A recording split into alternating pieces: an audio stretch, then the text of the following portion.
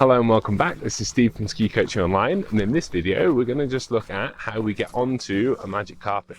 So as I'm walking up here, what you'll see is that I'm actually standing on the insides of my feet, and my ski tips are nice and wide and the backs of my skis are close together.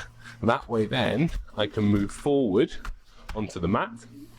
I shuffle slowly so I make sure both skis get on at the same time, and that way then it pulls me up onto the conveyor belt, and now it's taking me up to the top. I'll see you guys at the top. What we find on here, if I move around too much, then the snow can fall off my skis onto the mat and it makes it quite slippy. So when you are on the mat, try to stay nice and still, because then it will just pull you up anyway. You don't need to move. So as I come to the top here, I keep my legs nice and soft, stand on both feet, and I let my skis just slide, and you will eventually come to a stop. If you don't, you can always do the little triangle to help you come to a stop.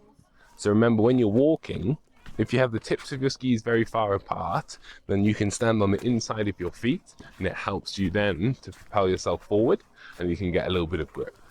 Give this a try when you're next out there. Let me know how it goes. Catch you in the next one.